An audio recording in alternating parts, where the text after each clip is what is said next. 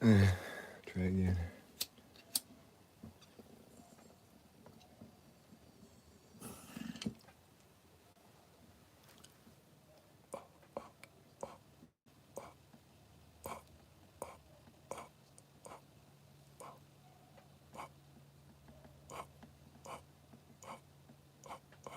I can't do it. I can take a bigger bong hit.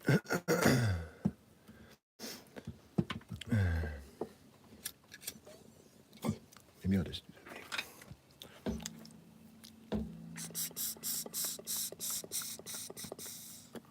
Here we go.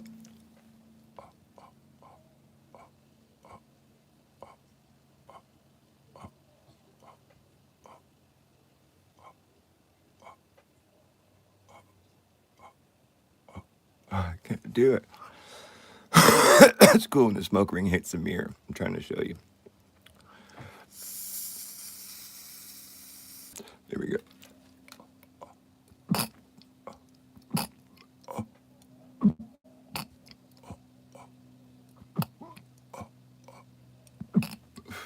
I can't hold it. This shit's kind of harsh.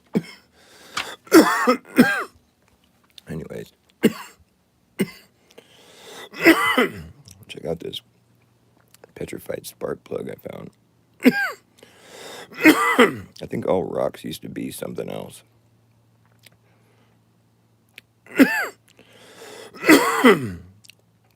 This isn't even that old of a relic. I think I found some printing on it. Sorry, I'm choking on my bong hit.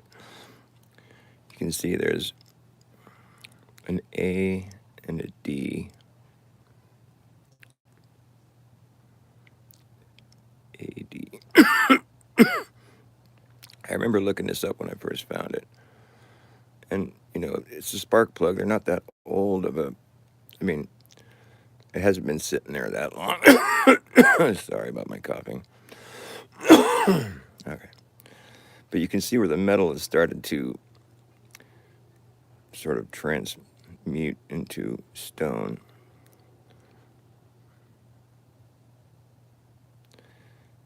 I mean, I forget what kind of... It might be like steel or iron or what kind of metal is in a spark plug. I'm not hip to that. I don't know. Let's see if a magnet sticks to it. It's metal. I mean, it was metal. It should still be. Yeah, a magnet still sticks to it. Look, that's crazy.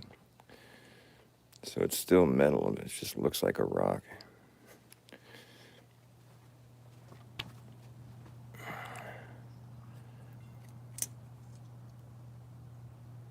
You can see where it sort of looks like it got soft. But just right here, the porcelain is still pretty much intact. It's still quite metal. I mean, the porcelain isn't metal. Although I've heard that porcelain can be radioactive. It'll set off the meter, whatever, the Geiger counter or whatever they use to test for radiation. I heard a story about a guy who was driving a truckload of porcelain and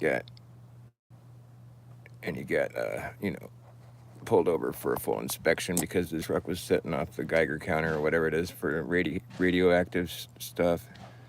But all he had was a truckload of porcelain, and they finally realized it was just the porcelain that was giving that reading and let him go. But I guess porcelain can...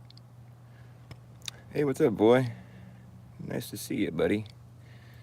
Check out this old spark plug I found on the beach. My kid found it, actually. But it's still quite metal. The magnet's sticking to it. But it looks like it's turning to stone. You can see the... I don't know if it's coming through on the camera that well, but you can see where it sort of got... like it got soft. Morpha. It's a very rare species of a shelf. It's a crustacean. Uh-oh, it's falling apart. Whoa, a piece of it broke off. Trippy. Oh, it's crumbling. The metal is crumbling. Look at that. It's crumbling. It's crumbling. I have some other cool stones I want to show. Oh, shit. I have this rock. that my kid and his friends also found that same day on the beach. This was a while ago. It was a couple of years ago, a few years ago. But this stone, it's like typical, like whatever, sandstone or whatever, but it's got a fucking. My friend's little girl said it was a turtle egg, and I'm like, dude, I think you were right. These kids are so bright, their first observation, this is just through intuitive sort of assessment. Pretty neat, huh? You can see inside of it with the flashlight. You can see all the crystallization going on. But it does look like an egg, where the yolk is kind of yellow on the inside and white shell. But yeah, it's kind of a rare find, I think. It's beautiful, really. I want to take it out of this stone, but I also don't want to. But I just like how you can see what happened here. It's just been encased in this pressed sand or whatever. Petrified heart. I have this cool fossilized walrus tusk. I used to be part of a walrus. Isn't that crazy? Ah, this is how he ate. Imagine having these fucking things. It's what you got to work with. These big old fucking things hanging off your face.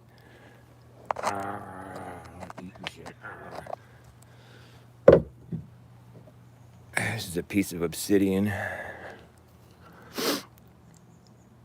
It's like the melted rock. It's like red magma, and then it melts, and when it's all melty, and then it hardens, and it looks like this. Well, the stuff that's more like dense. There's also the lava rock that's more like airy, and then the pumice or whatever, it's like the ash. Turns this like an ashy stone. And you can see a certain rainbow effect if you get it in the right light, sort of like what is the word? Like opalescent. I'm not catching it in the right light though. Kind of see it. It's a neat piece.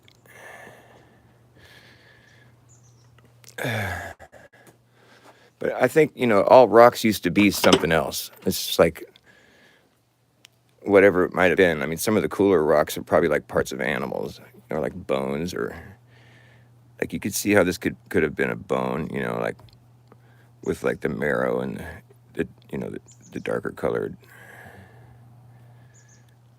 or just an organ of stuff, or organ of some animal or something like that.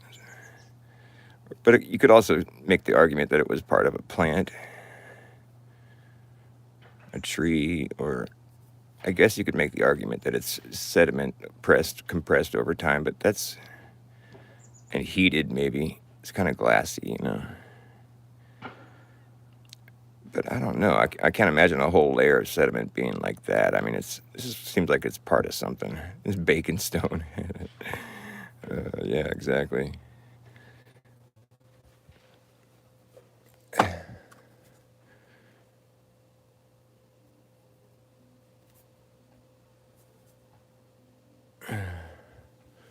I have a piece of that. What's it called? That stuff that's like those columns that are made out of basalt. I have a piece of a basalt column that I brought home from Devil's Post Pile. Look at that Fibonacci shit going on right there. It's so perfect. I was trying to drill into one of these little nubs so I could turn it into like a trumpet, a little horn. But it's so strong. I've been using a drill, and it's a pretty good drill. I haven't barely gotten into it. That's the spot I've been drilling right there, but I haven't even gotten through it all. It's just a really slow process. I mean, this stuff is so fucking hard. I could not believe it. It's like, damn, that shit's strong, man. You can't drill a hole into it. It's really difficult. I've been trying. There's just more obsidian here. But I mean, they say this kind of rose quartz. I mean, this quartz grows on like granite and stuff. But the first album you ever bought or owned, what are you talking about? This is rose. I think this is a rose quartz or something. But there's this other rock I wanted to show. Oh yeah, where? Oh, here it is. I don't think it's even a rock. I think it might be like metal, some kind of slag or some shit. I don't know what it is. You can see right there where it's been chipped off. It's sort of like, well, it's really shiny. I mean, I can't really tell with the camera, but it's like a shiny gold silver color.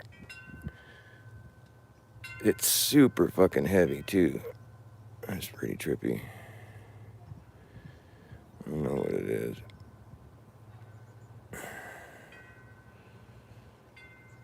It's all shiny.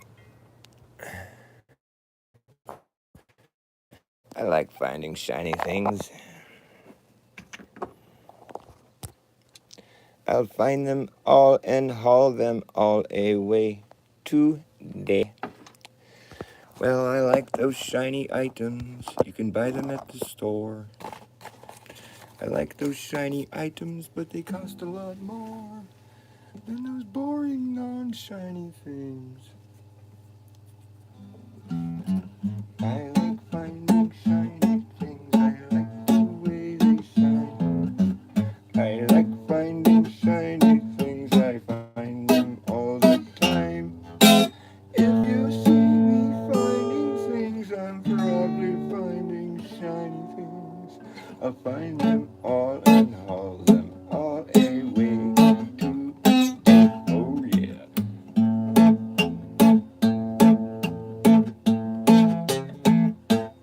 Well, I like the shiny items. You can buy them at the store. I like the shiny items, but they cost a lot more than those boring non-shiny things. And that's why I like finding shiny things for free. If you see me finding things, I'm probably finding shiny things. I'll find them all and haul them all away today. Oh yeah.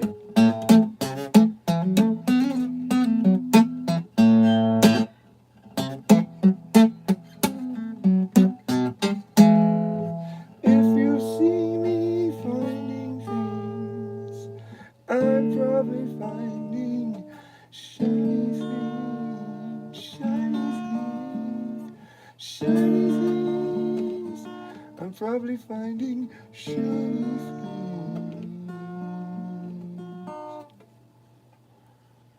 I'll find them all and haul them all away today. Alright, well, what am I going to do here? It's Gladder Day. Today is Gladder Day, so we're going to have a little Gladder Day jam session. That's right.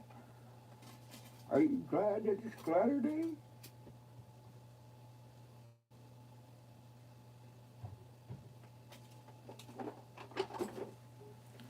I've been thinking about the mandala and just how fucking weird it is. Like, my experience with the mandala effect was just, it's kind of silly, but I feel like my experience kind of debunks the whole idea that the mandala effect is like an internet phenomenon. What's going on with your fucking phone? Oh, brother. What happened? Stupid thing. All right, there we go. Because people try to say the mandala effect is like a internet phenomenon where people are just collectively having a brain fart or whatever. It's sort of like putting the thought into somebody's mind. Or I've heard people try to say the mandala effect is a psyop, but I think that's the psyop, really. To try to tell people that's a psyop, because how can that be a psyop? I mean, the way I see it, it's like a supernatural thing, and it's kind of fucked up. It's like we're being pranked. I mean, it's kind of subjective in a way. Well, or just what's kind of fucked up about it is that it's like a lot of the mandala effects take place where, like, where people that are born more recently wouldn't have remembered whatever it is that's been altered. like for me, when I first tried to spell the word dilemma and in a spell check or whatever, I was writing a text or something. It was way before I was going online. Like I had yet to discover like online, interactions. But I was just sending a text to somebody, and the spell check corrected me. So I spelled dilemma Dilemna, and I'm like, wait, that's not how you spell it. Because I remember mispronouncing the word so I could remember how to spell it. I was always saying dilemna, and that was my memory of it. And I'm like, why would I have remembered trying to? Why would I have remembered mispronouncing the word so I could remember how to spell it if it wasn't spelled that way? And I was a good speller. I mean, I've always been a good speller. Like you just sound it out. The word doesn't have the letter N sound in it, so you wouldn't think to memorize it that way. It's not like something anybody would have ever intentionally done. But for me, I was just like, well, what the fuck?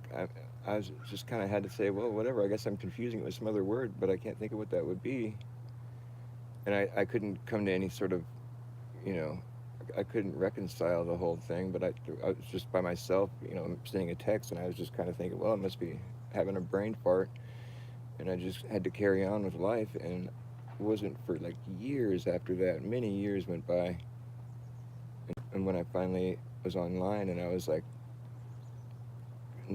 going into all the conspiracy rabbit holes, and I discovered Mandala effect, and I was checking it out for a while, and then someone brought up the word dilemma being spelled with an N before, and I'm like, oh my god, that was a brain fart that I had that I never had any closure on, and I just kind of had to just suck it up and just think that I was crazy or something. I couldn't figure out why I thought it was spelled with an N, but now it turns out there's millions of other people that think that had the same experience. So if anything, the Mandala effect, the way it's an internet phenomenon, is more of just that's what proved it. Because I mean, we all had these experiences, but we had no way of knowing that everybody else was having them. So we just kind of thought it was our own little fucking problem. But the internet was where we all connected and were able to say, like, oh, I had that same experience. And so that's how it became a thing. So it is an internet phenomenon in that regard, but it's not what's causing it. I mean, it's like a supernatural thing as far as I think most people that think of that are mandala affected would say that. It's like there's no way to really explain it other than just like reality is like malleable in that way where but it's really weird. Why would such strange little details like that be altered? It seems like it's just so off the wall, like really it doesn't it just becomes kind of like a moot point or just like why bother like talking about it, but it's because it's so random and weird, it just makes it even more kind of creepy. Like if reality is malleable, why is it only fucking with shit like dilemma and like I mean that's so irrelevant. Like what the fuck is going on? I don't know. That's weird. It kind of puts you in a weird state of mind thinking about it though, because if our memories are that can be that off, but I don't know, why would there be so many people that remember it a certain way?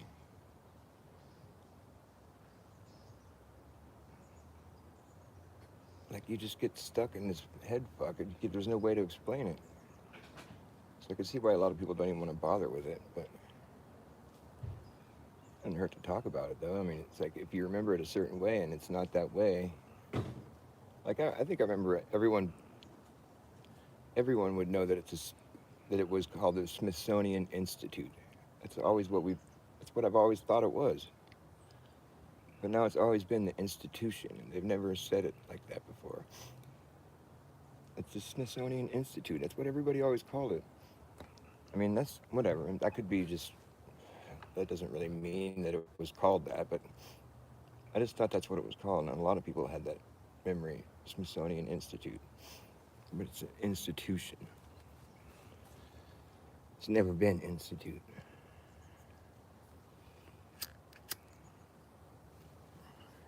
That's kind of random. There's some other random ones that I don't really trip on much because I don't. It's kind of like subjective in that way. I don't know. It's just like if there wasn't something that you were paying attention to before it changed, then it's obviously it's not relevant to you. But that whole spelling of dilemma is what caught my interest because I remember having that brain that fucking cognitive dissonance that you're experiencing when you think that you like I swear it was spelled this way but it's not spelled that way and you're like I have an anchoring memory where I'm just like well no why would I remember it that way and I just there's nothing you can do about it but then once you realize there's a bunch of other people that have the same memory it becomes like this or it's like is reality warping somehow how in the fuck do you explain that is there like some technology where I mean does it have to do with technology where people there's like invisible you know entities that get into our like reality and alter things. I mean, it's just such a hard thing to even try to wrap your mind around. It's just like it's almost like it's being done on purpose or something. Like, but I don't know. Mandala effects, yeah. You know what I'm talking about? Mandala effect. For me, it was just that's it's such a silly little thing. But I just remember trying to spell the word dilemma when I was sending a text to somebody. It was just a long time ago. I spelled it with an N, Dilemna. And I realized that's not how it's spelled, and I was like, oh, fuck, why do I remember spelling it with an N? Like, I remember mispronouncing it so I could remember it had an N in it. That's how I taught myself how to spell it. And so that's just my, I don't know why I would remember it that way. And so I couldn't get any closure on it. And it wasn't until many years later that I heard about the Mandala effect, and I saw people were talking about that. They were having the same experience with it. I'm like, well, that's weird. That was when I kind of got chills. I'm like, okay, I'm not alone. I thought I was alone on this. I thought it was just my own stupid memory, but there's a lot of other people. That's weird. That's when it became weird. You know what I'm saying?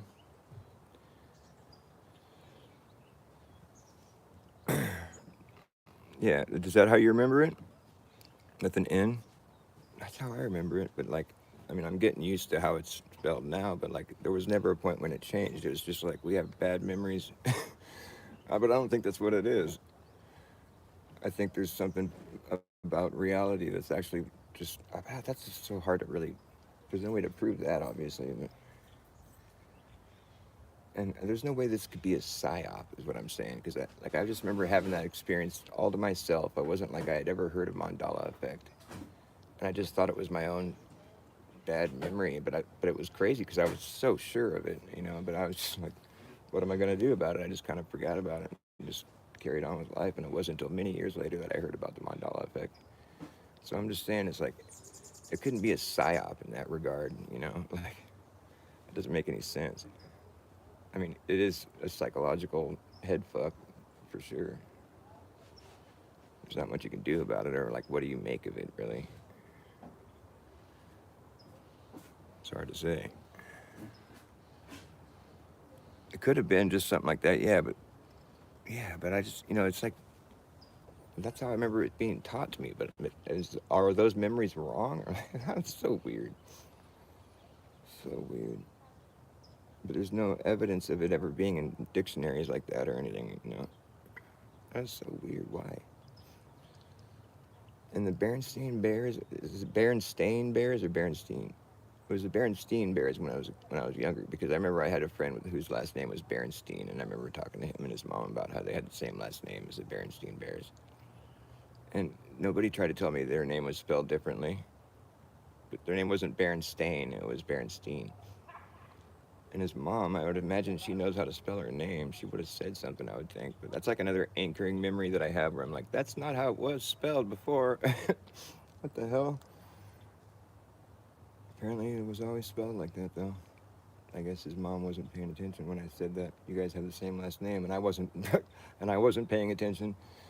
I don't know. I don't think that jives either. When you have anchoring memories like that, it's just, what are you gonna do about it, man? There's nothing you can do about it. You just have to be mandala affected. I don't remember Mandala being in jail when he died. But there is a song by Steel Pulse called Tribute to the Martyrs, and they talk about Nelson Mandela in that song, and Marcus Garvey, and who else? I think that might be. But then there is a lyric in that song where they said died in a cell, but I think they were talking about Marcus Garvey. But I don't really remember Mandala because that's what the first big deal was, where people thought he died in jail, but then he died, but he got out and he was like elected president or something. So there was two different memories going on with Nelson Mandela, but I wasn't part of that one. I don't remember all that.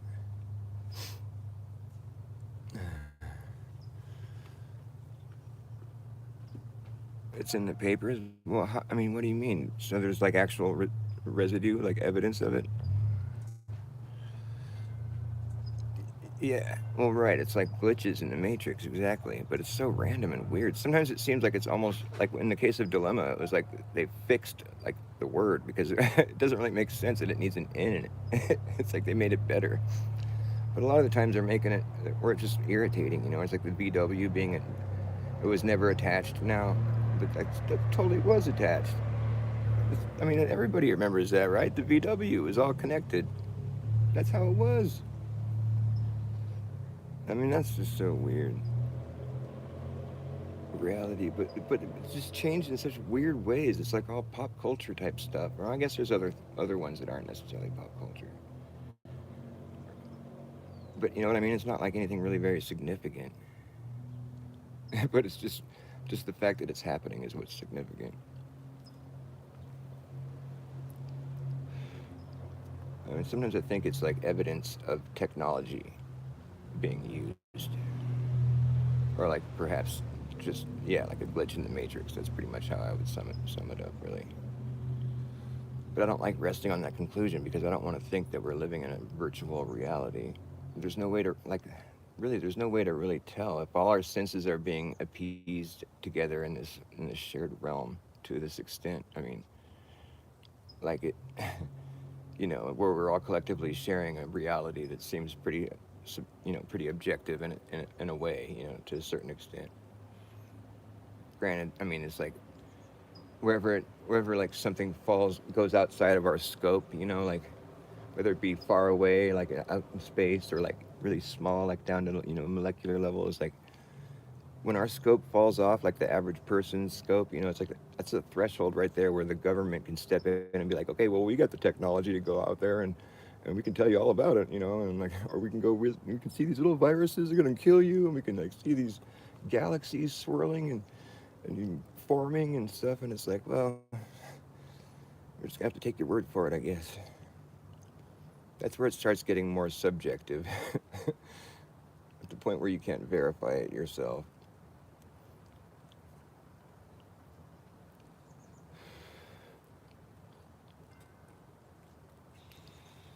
It's kind of like our society just was started off on a bad note or something. Like if all that shit about the like with all the orphans that were brought here in the 1800s, if all those kids were like basically where most of the people in on Earth right now spring from, like if there was this orphan, because there was orphans all over the whole world,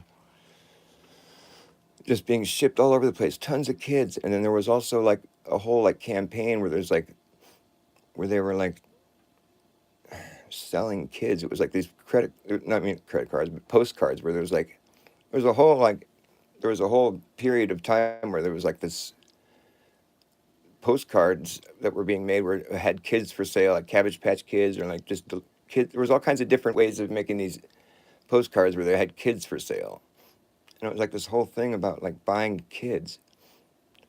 Like, how could that have been a thing? Like, what in the hell was that all about? That's so weird. Like, creeps me out big time. I saw a video where somebody compiled a bunch of these old postcards where it's like kids for sale. It was like a big thing for a while. Where, where like where like there was a campaign, like a where there was like propaganda that was just geared towards like making people be okay with buying children. And it was around the same time when all these orphans were being shipped everywhere. It's like really sus history that we have on that note. Like, what was that all? And then all the insane asylums that popped up around the same time. or that just became like I mean the way that these buildings were being made back in the day, I mean it's pretty incredible. Like there was just like these brilliant, masons in every area, and they were managing to move these huge stones without trucks. And I don't know how the fuck they did that shit. I mean, I know they had trains and some steam powered shit, but I mean, it's like I just can't imagine going through all that effort when the tools aren't, when it's just such it's so extreme. Like some of these stones, like in the fucking Philadelphia like municipal building there, the city hall or whatever. There's a stone. There's a piece of stone that's like 20 some feet thick. That's like a big piece of stone. It's one of the walls. It's like 20 something feet thick. And how do you fucking go about? Why would you even think that was something you could possibly do? I mean, the size of that place is, I mean, is incredible. The architecture there and just the load bearing, the engineering. I mean, it's a feat of. I mean, it just gets kind of glossed over when we talk about our history. It's like some of the engineering and like and just the architectural genius that went into all these Capitol buildings and it's like fucking what? How come this wasn't taught to us when we were in school? Like I don't remember hearing anything about how brilliant these people were. Like it was supposed to be like this idea of like the Civil War is kind of like when you think about like the 1800s. You like I don't remember hearing much about the World's Fairs when I was in school. Like learning about our history. There's a lot of stuff that got kind of skipped over. Castle Gibraltar is in Russia. Well, yeah, I'm sure we can. There's some people that I don't know. I mean, there's some stuff that we can see like evidence of where it's like I don't know if people could build like that. I mean, or maybe they could mimic it, maybe, but I don't think they understand it though necessarily. But I think there's like that's what my lunch break. As much of that channel kind of seems like a my lunch break is kind of lowbrow in a sense, but it's also hard hitting though. Like it's like it's kind of tabloidish, but whatever. I don't. The formula aside, like he's doing great work. He's been calling these places like the records department of like these cities where the place where the blueprints for these amazing buildings would be, and he's like 3 weeks into this. He's been doing it every week. I think he's gonna drop a show today. They've been calling all these different places. He's just gonna call all these places are like these amazing buildings in these cities where it's like it sort of seems like it doesn't fit the timeline, with available tools and all this kind of stuff. And the story is sketchy, They don't tell you like any details about it, and it's just like they finish it in a really quick time, and it just like doesn't make sense. So he's calling these places, and none of these blueprints are available. They don't have any. He's called three places. He's called the Chicago Museum, the Field Museum, or something like that. I think. It's like one of the buildings that were left over from the World Fair there, and they don't have blueprints. He's called Big Ben in London or whatever, Big Ben Tower. They don't have blueprints. He's called a church, like one of the biggest churches in New York. It's like some old church. It's like they don't have blueprints. So it's like if you don't have the blueprints to the building, like the story is as to how it was built is kind of just a moot point. Like it's not valid. You got to have blueprints as to how it was built if you want to claim to know anything about how it was built. Like if you don't have the blueprints, then you can't say you know anything about how it was built. Is what I'm saying, or who did it or anything. Because I mean, at that point, it's just a story. You need to have proof of a shit like that. Because I mean, it's not like that long ago where these buildings that were built, over the past couple hundred years, there should be records of it. I mean, they use, a lot of it was like taxpayers' dollars. They have to have evidence of where, but they don't have the blueprints, and so it's just like there's some fucking problems here. There's some issues. If you don't have proof of how these buildings built, then how can you say that you know anything about like what's the real story then? I mean, like I think he's going to find that none of these buildings. I mean, the buildings that we suspect already are, they don't match the timeline. It's just like it would have been too difficult to do without trucks and like moving these huge stones. And the thing is, it's like this style of building is worldwide. It's not like it was just isolated in one part of the world.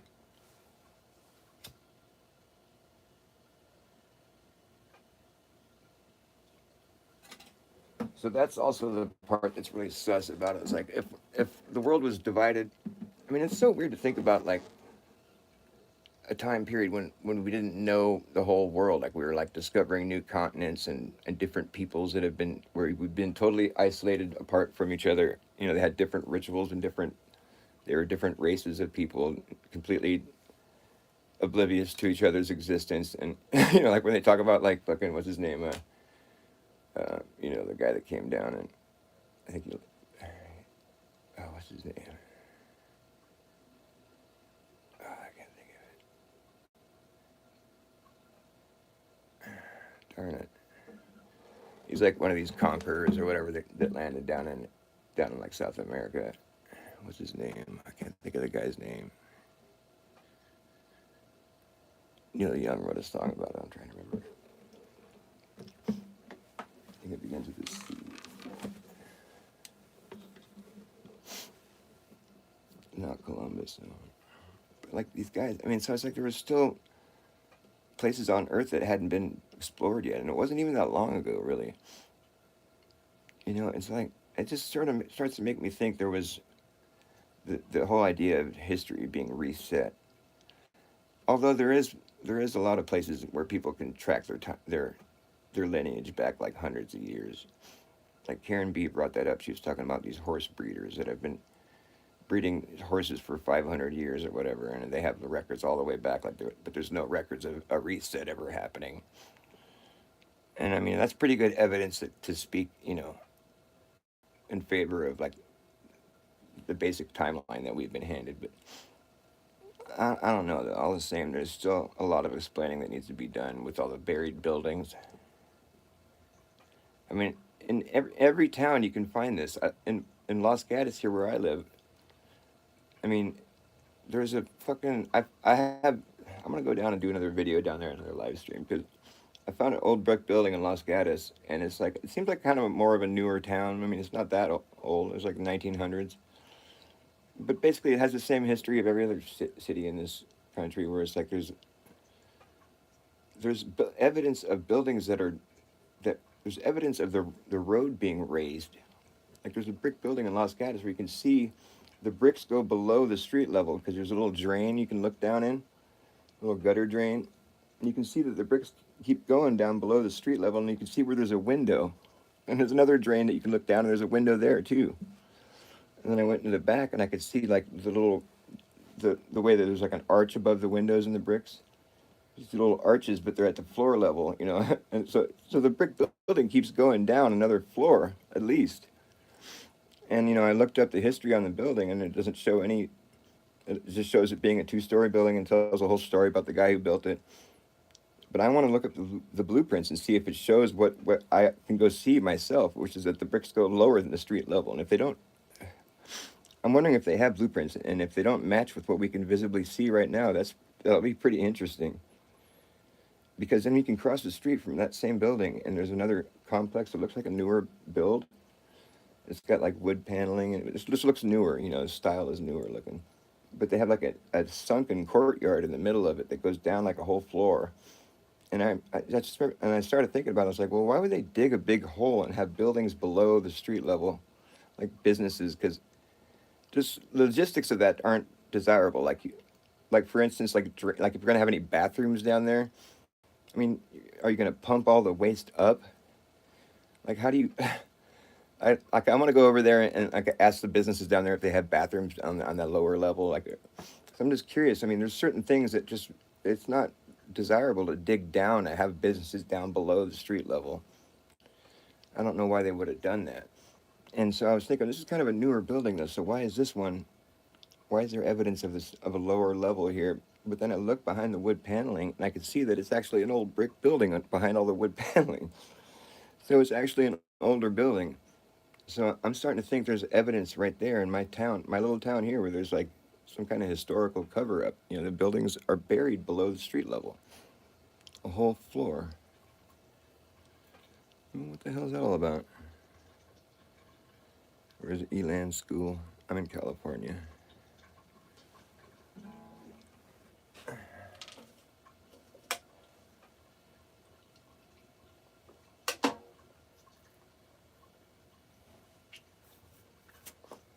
My ears are popping.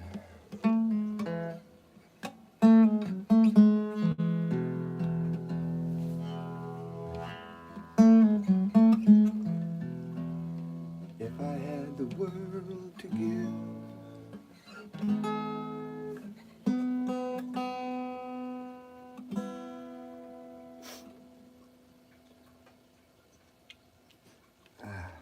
but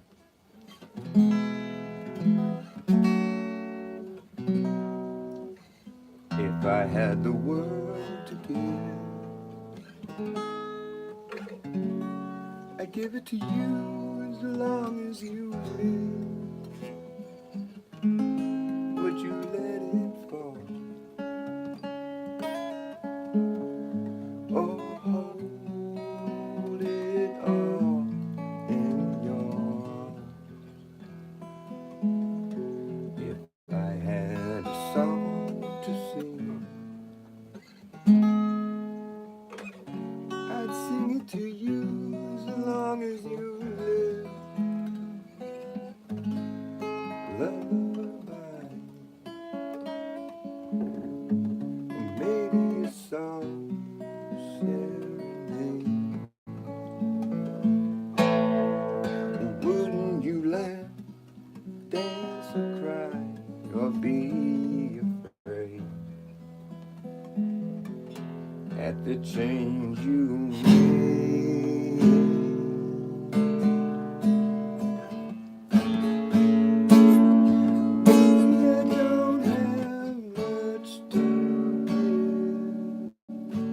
but maybe I have a song or two. Only if you let me be your world. Could I ever give this world to you? Could I ever give this world to you? Could I ever give this world to you? Could I ever give this world to you? Could I ever give this world?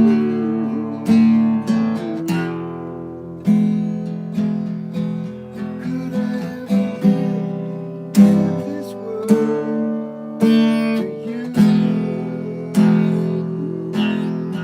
Could I ever give this world to you?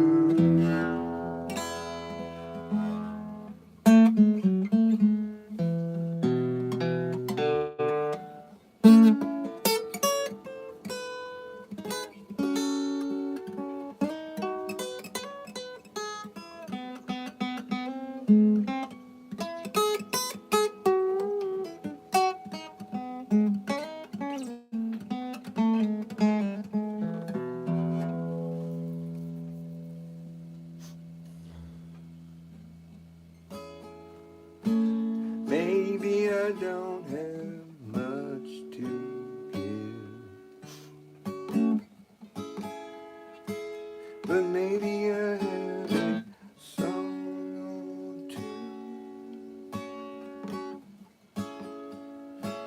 Only if you let me be your world.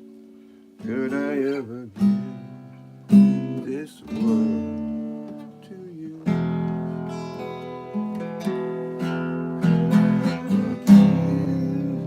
This world, could I ever give this world to you?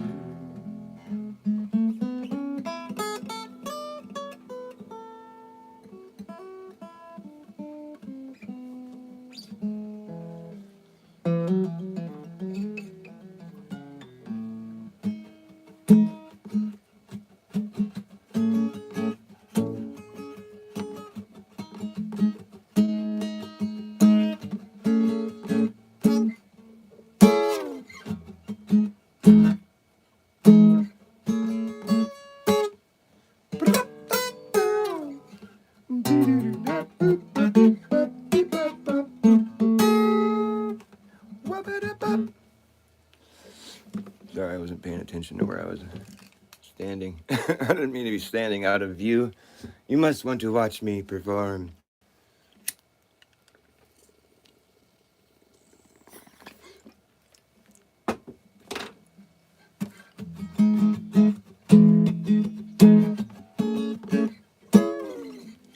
Do you know who you are? Do you know how you are?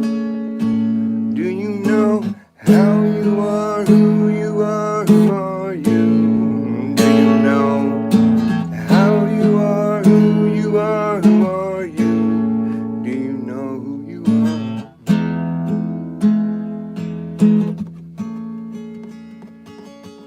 Well, I didn't go to heaven.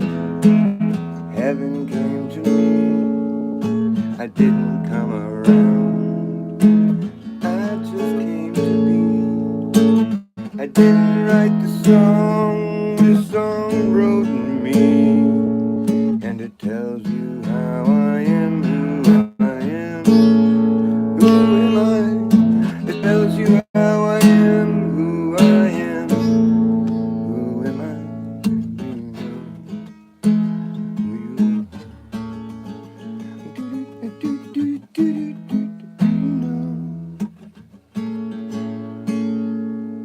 This song was always here,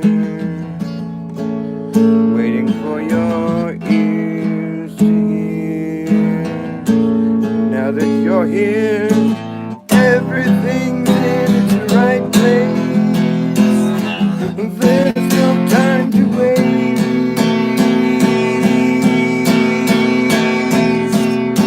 It's a picture perfect paradise. Isn't it nice? Take my advice. Don't think twice. Dive in it soon. Don't wait too long. Everything's in its right place. There's no time to waste.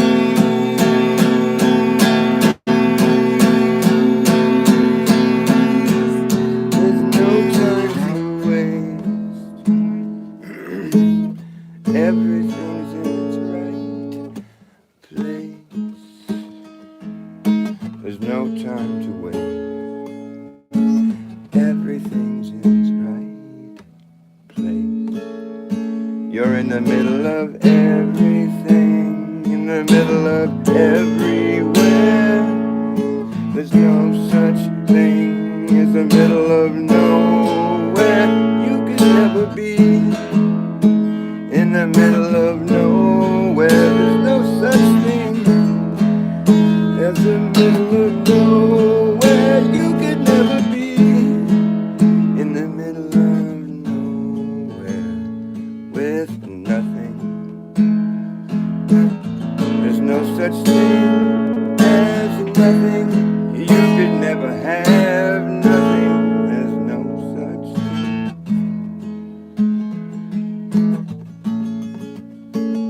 And while I'm singing a song to you, it's a song that is true.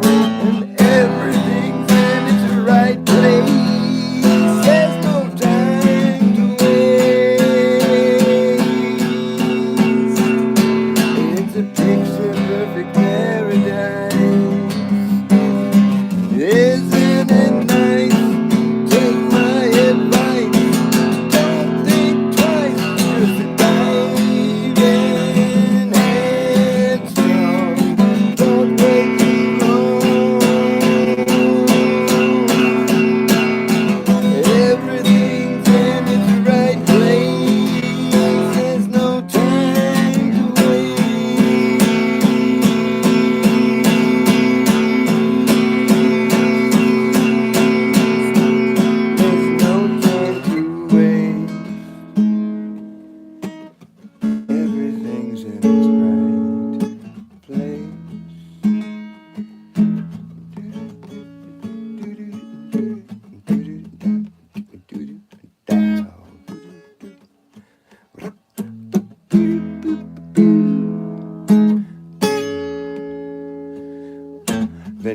on the compass is straight, indicating to you if you follow through, you will never return. It's a straight line through and through. You will follow through, and you will never return. It's a straight line through and through. Will you follow through? You will never return. It's a straight line. You will never return if you follow through. It's up to you. The needle on the compass is straight, indicating to you if you follow through, you will never return. It's a straight line through and through. You will never return if you follow through. Up to you.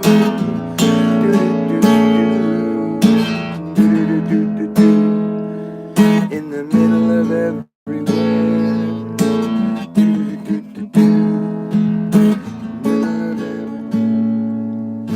I didn't go to heaven.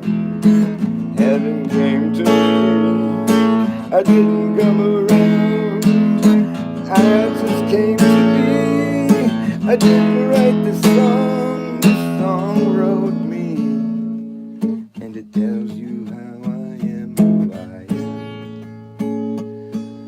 It tells you how I am, who I am. Who am I? Do you know who you are? Do you know how you are? Do you know how you are? Who you are? Who are you? Do you know how you are? Who you are? Who are you? Do you know who you are? How are you? Who you are? How high are you? Are you high too?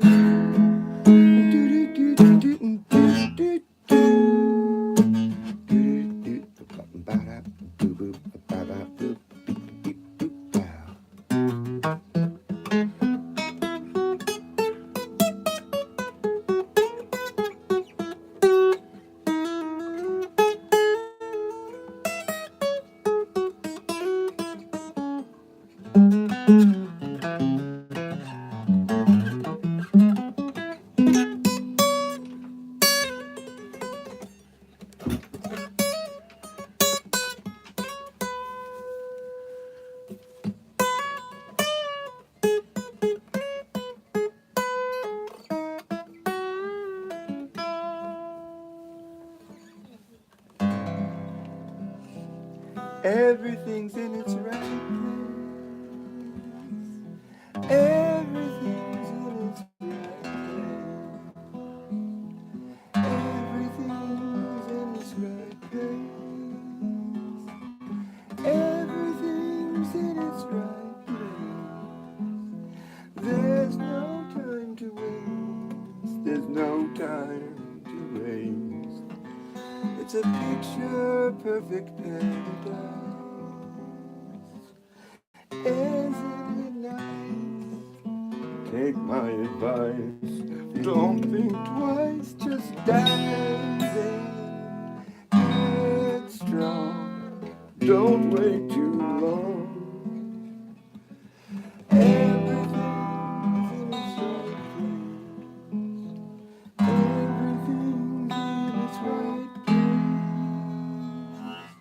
Everything's in its right place. Everything's in its right place. Everything's in its right place. Everything's in its right place. Everything's in its right place. There's no time to waste. There's no time to waste.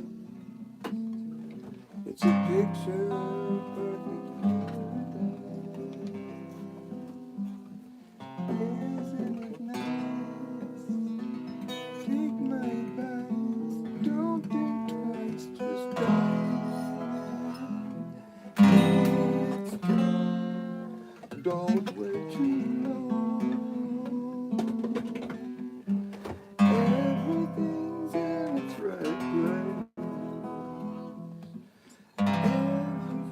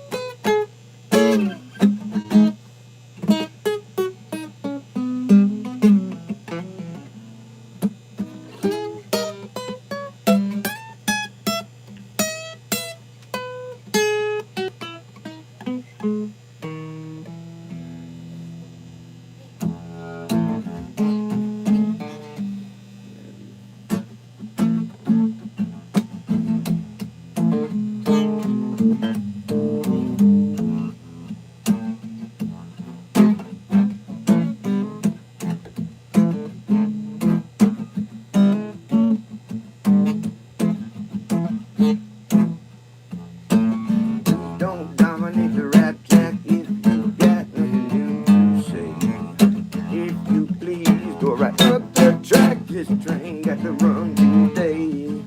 I spent a little time on the mountain, spent some time on the hill. I saw things I don't understand, but I think in time I will. I don't know what I was told. In the heat of the summer, man died of cold. Keep on running, don't stand and wait. The sun getting dark and the hour so late. One way or another, one way or another, one way or another. This darkness has got to give, it's got to give, one way or another. One way or another, one way or another. This darkness has got to give, it's got to give.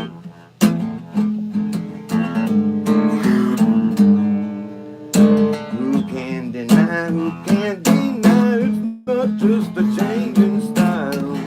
One step gone and another begun, and I wonder how many miles. Spent a little time on the mountain, spent some time on the hill. Heard some say better run away, others say better stand still. I don't know what I was told. It's hard to run with the weight of gold. Other hand, I've heard it said it's just as hard with the weight of lead. Ooh, one way or another, one way or another, one way or another. This darkness has got to give, it's got to give, one way or another, one way or another, one way or another. This darkness has got to give, it's got to give, one way or another.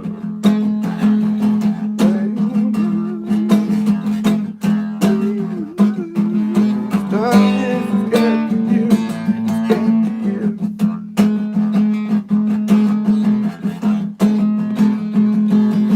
You can't overlook the light jack of any other highway to ride. But it's got no signs or dividing lines and very few rules to guide. Spent a little time on the mountain, spent some time on the hill. Saw things getting out of hand, but I guess they always will. I don't know what I was told, it's hard to understand. I don't know what I was told. The horse don't pull, you have to carry the load. I don't know whose back's that strong. Maybe find out before too long. One way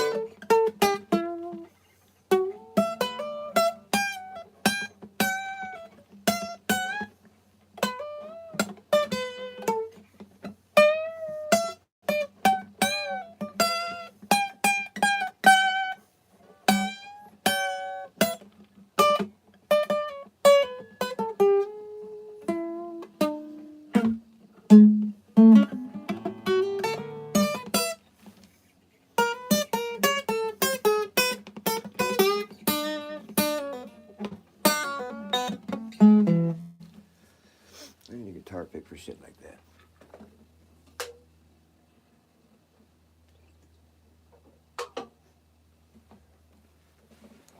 Here's one.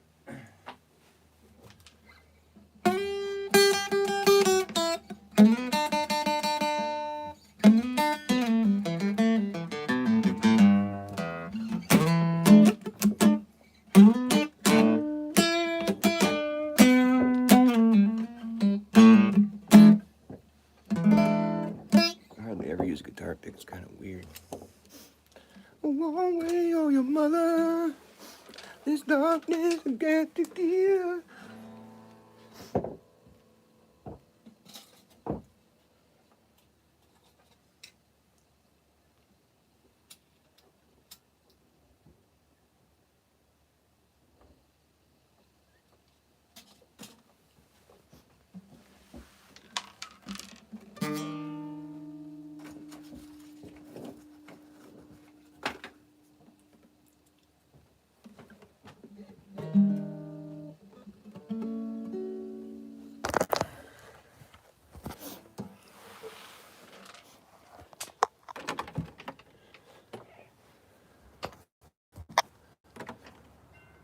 I love you, baby. So, when are people in the mainstream going to start laughing at NASA? I think it needs to start happening more. Like, they keep postponing the moon missions, and it's just so funny because they're never going to go. They never went. And the more the moon landing gets looked at these days, the more it just gets totally laughed at. I mean, it's such a tall tale. It's unbelievable. I was learning some new stuff about the moon missions, the Apollo missions, when Bart Sibrel did that show with Chuck, what's his name? Chuck Duke. Charlie Duke. He's one of the guys that walked on the moon, allegedly. And Bart, in case you haven't seen it, Bart Sibrel is the moon landing. Is the guy that made the movie A Funny Thing Happened on the Way to the Moon, and he also made Astronauts Gone Wild. Those are two of his movies that he put out there. And he's not a flat earther. He's a moon landing denier or debunker. But he's got the most. Well, he's got some of the most damning evidence against the moon landing. Against the people who claim it to be real. But he was actually on a show with an astronaut that claimed to have walked on the moon.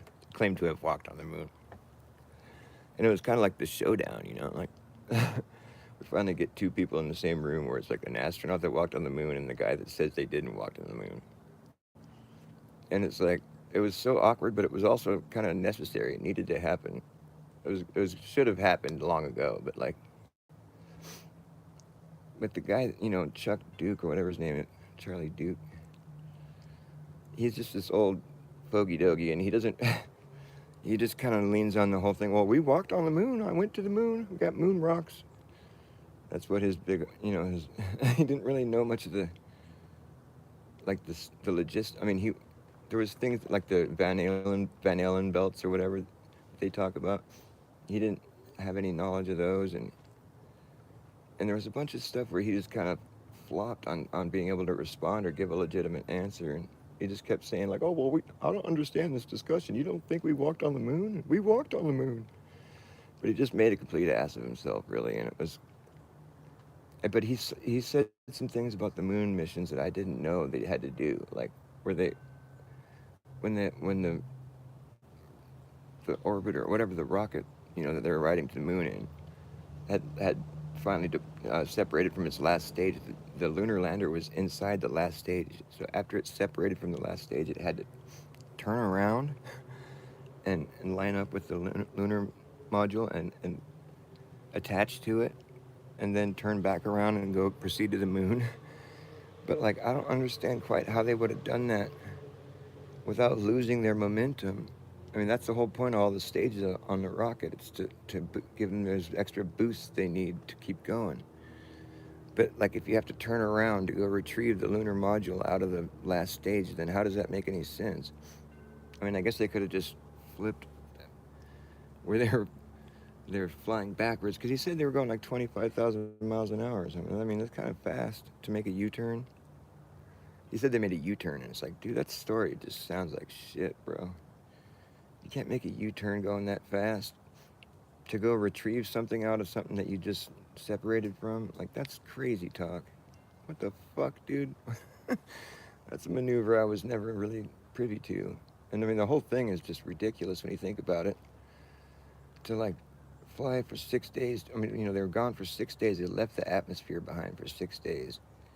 And they had enough, whatever they needed to keep the air machine working. And they just kind of sat there for fucking 3 days straight on the way to the moon in this little craft with three of them. Can you imagine if it was real? Like, they flew 237 miles from the Earth.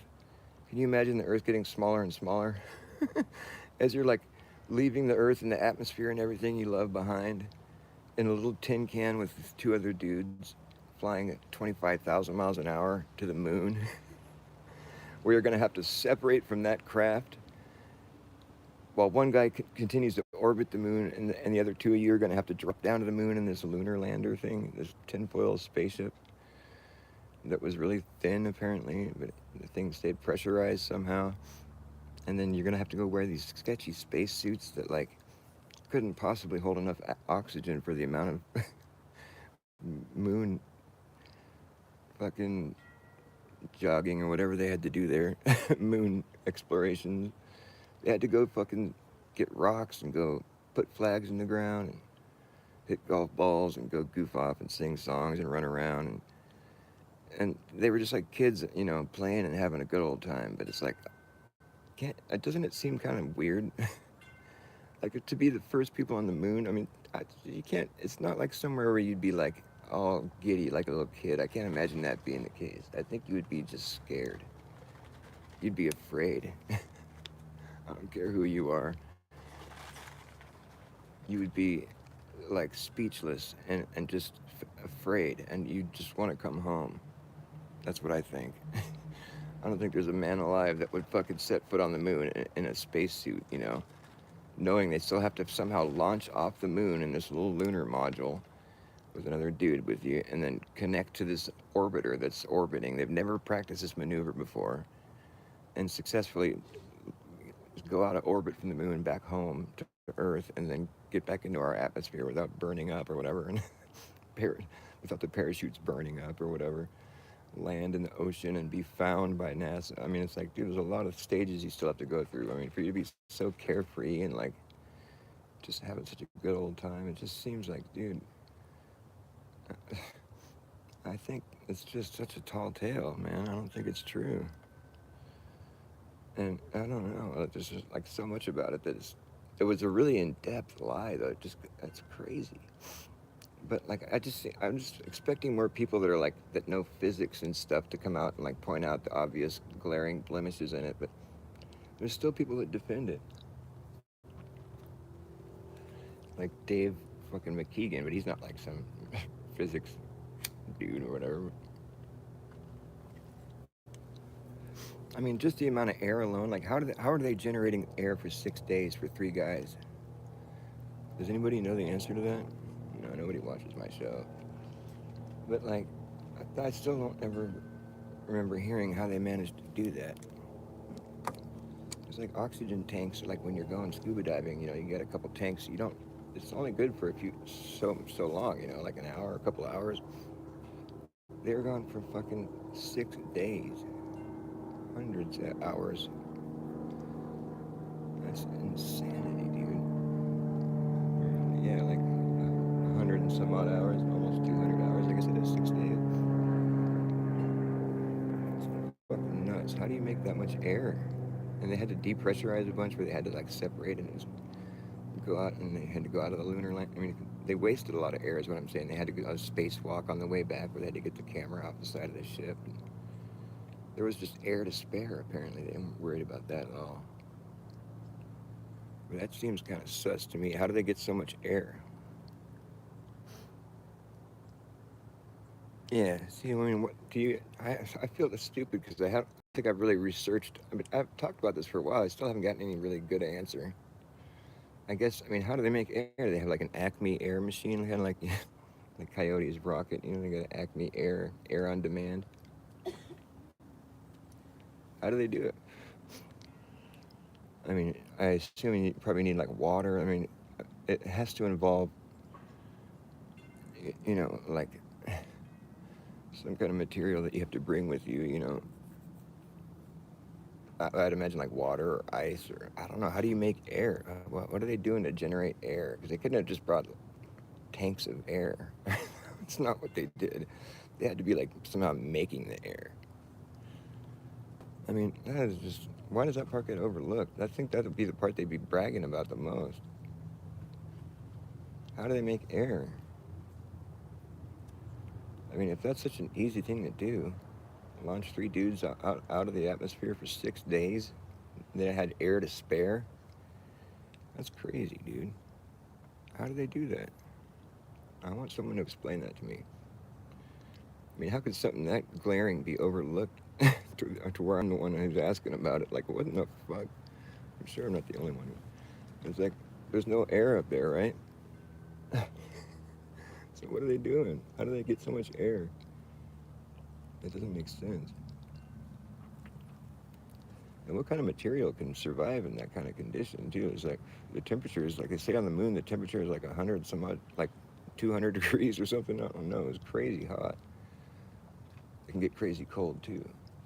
Like way extreme temperatures, according to their story. I mean, I don't even think you can go to the moon. And I think if you went to the moon, you'd better land on top.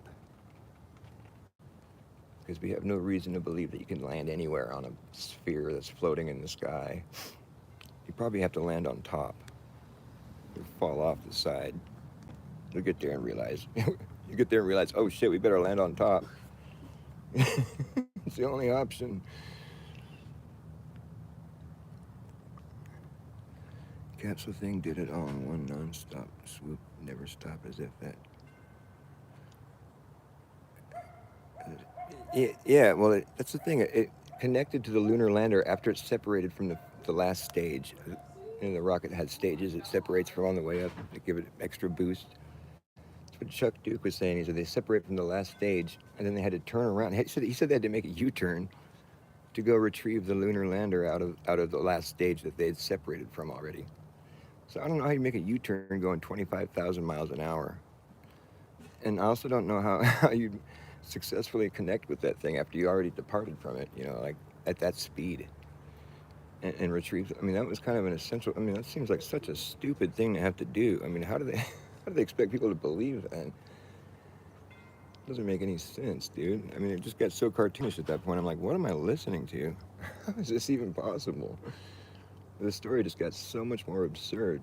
He said we had to make a U-turn.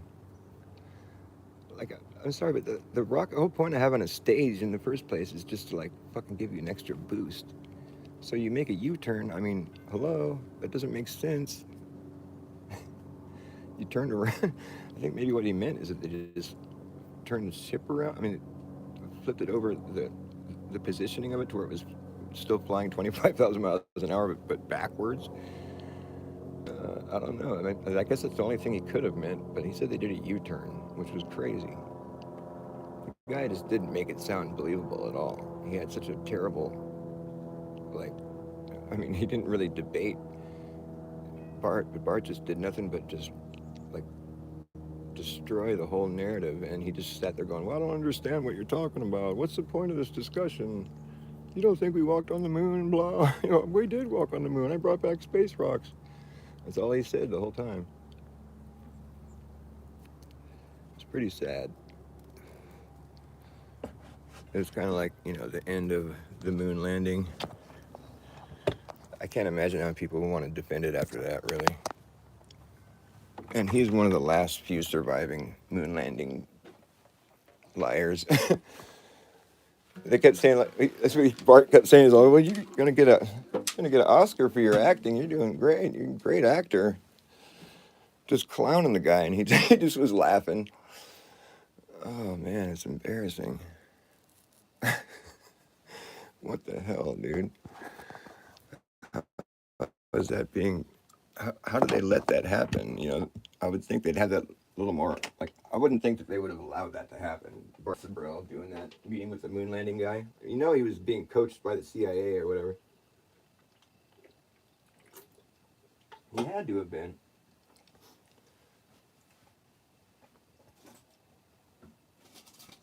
He must got paid a lot to do that.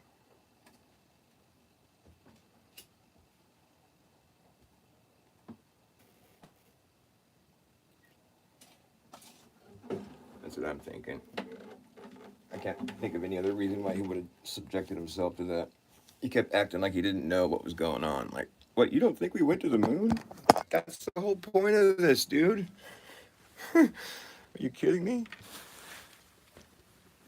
And Bart kept calling him out. And he was just like, he had nothing. He had nothing to say in response to his fucking story being ripped to shreds. It was so embarrassing. I mean, are there still people that believe the moon landing after watching that? Oh, God. It just made a complete mockery of it. It was just like destroyed. It was already just so ridiculous, but the part about it that really fucks with me is that it's so involved, like the depth that they go through with their lie, you know? I mean, so many pictures and you know, and so many like little things that had to be manufactured and then but then they have these like the pictures of the limb. I mean, it's like, dude, just somebody needs to explain what we're looking at here because it looks like construction paper and fucking scotch tape and plastic curtain rods. I mean, somebody needs to come in here and explain what the fuck this is. I mean, how could you believe in it after seeing that? It so clearly was a stage prop that I can't imagine anybody thinking objectively would walk away from that thinking it was real. Yet people do. The fact that Jeranism will say that he can't debunk the moon landing now is really evident that he's sold out or something. There's something wrong with him. How could he think that's real? That's ridiculous. He's all, nobody provided a good debunk. It's like, dude, just that picture alone is a good debunk. Just the whole concept of what they did. The fact that they had to have 6 days worth of air. Somebody needs to explain that. I'm sure there's some story, but I haven't heard it yet. I think they'd be bragging about that. Their spacesuit technology, that would be such a huge breakthrough. They'd be bragging about that and showing it in a vacuum chamber and showing how well it works. It just kind of gets glossed over, though. It's like, that's really amazing technology. People could use that kind of shit. There's divers on Earth that would love that kind of suit, you know, where they'd be able to be under, you know, or just like, yeah, it's survive such extreme temperatures. I mean, there's places that people could go with those kind of suits. It'd be a huge commodity, but they're not real. It's not real. Nobody gets inside a fucking rocket, dude. They'd be out of their fucking mind. Be out of your fucking mind.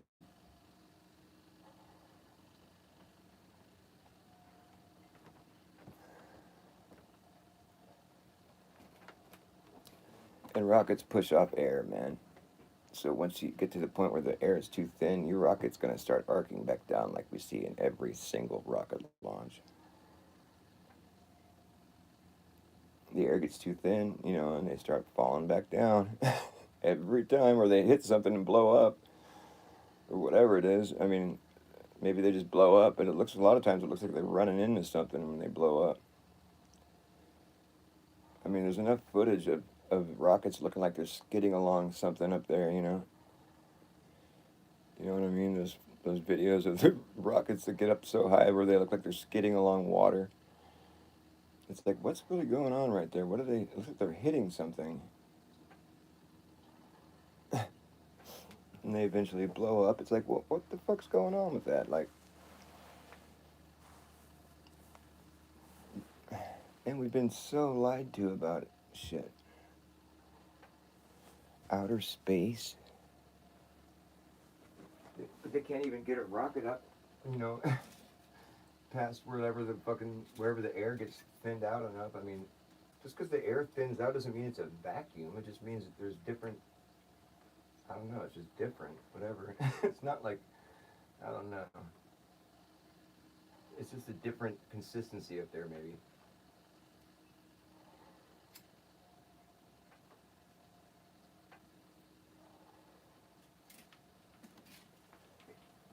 I guess they don't say it's a vacuum. They say it's like a near vacuum. But it'd be like mostly helium and hydrogen. It'd be really flammable. It's super cold, though. I think it's just becomes like a different kind of. There's like a. It's science that we don't have access to, so because it's so extreme, and it's like the outer limits of our realm that we live in. It's like it's stuff that we don't have figured out. Is my point. I mean, maybe it's like the superfluid helium or superfluid hydrogen or something, where it's like this, where the gases, the really light gases, they reach such extreme temperatures that they start to solidify somehow or turn into like a gel. Who knows? Whatever we're looking at up there, though, it's like it's all about the same distance from us. Because when you see star trails taken with a time lapse, it's all moving at the same speed. All of them. I mean, they're roughly they're all moving. They're all making their star trails at the same speed. There's no parallax. It's just like one night's worth of moon. I mean, star trails of moon. It's all turning at the same rate. All of it. And I think you would see parallax. If you're on something and it's spinning, you see things that parallax. Like there's stuff that's closer to you that's it's moving by quicker, and the stuff that's in the back further away from you, it's moving slower. Like when you, that's what parallax is. You can see how far away things are, but like because it's moving slower. And I think it's the same whether you're on something that's moving or whether it's the thing that's moving. If there's some motion taking place between you and what you're observing, there's parallax that shows depth. But when we look at the star trails at night in time lapse, you can see that they're all moving the same speed. There's no parallax. They're all about the same distance from us. However far away they are, they're all about the same distance. They're all right there. I mean, I don't know. That's pretty much what you could ascertain from that kind of observation. Really, it's like you don't get the impression that they're all like light years away from each other because they'd be moving at different rates. I should think. Isn't that what we know about motion? Maybe. Uh, and the moon too. It all moves at about the same speed. And I guess I could see how they maybe would think that was evidence of our motion, but that's still really ridiculous because we can't really. There's no way to detect any of that motion from down here. And this whole thing with the fucking like the Foucault pendulum, that's such a stupid. Like, that pisses me off. Because it's fucking. They're basically implying that you can separate from Earth's movement and show its movement based on this thing that was maintaining its own rigidity in space or whatever.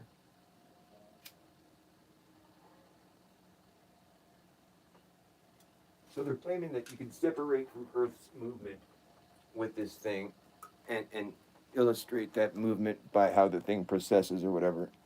But that's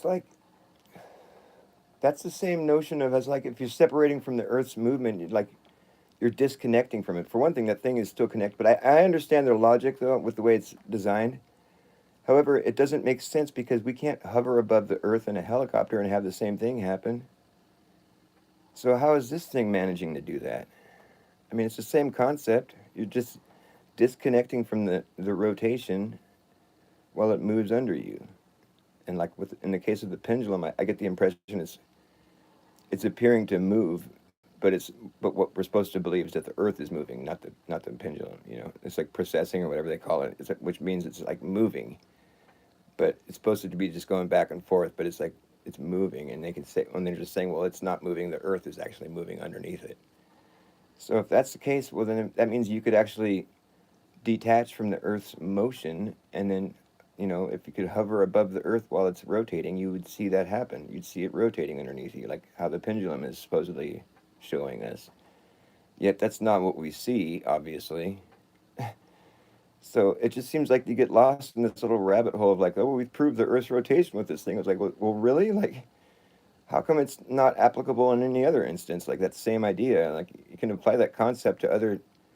Like the whole concept is hinged on this idea that you can separate from Earth's motion, and then see that motion based on like whatever, like where you're positioning after the Earth has been moved underneath you. Like that's what the whole Foucault pendulum is supposed to show. It's processing because the Earth is moving underneath it. That's what they say. So the reason that you're seeing it move, it's not because it's moving, it's because the Earth's moving. Which just is telling you that they think that they're just separating from the motion of Earth with this pendulum thing. And so if that's something you can do, then why can't you do that in any other instance with a drone or with a helicopter? Why can't you just separate from the Earth and see it move underneath you?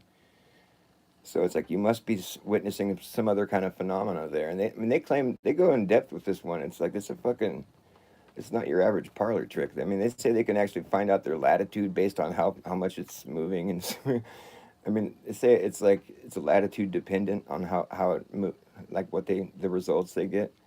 I haven't gone too deep into it, like as far as trying to understand it, but I'm just not convinced that they're measuring the Earth's motion just because of the fact that I don't think you can separate. Like that's what we're supposed to believe, that you can't separate from. That's why you can't hover above the Earth in a helicopter and have it move.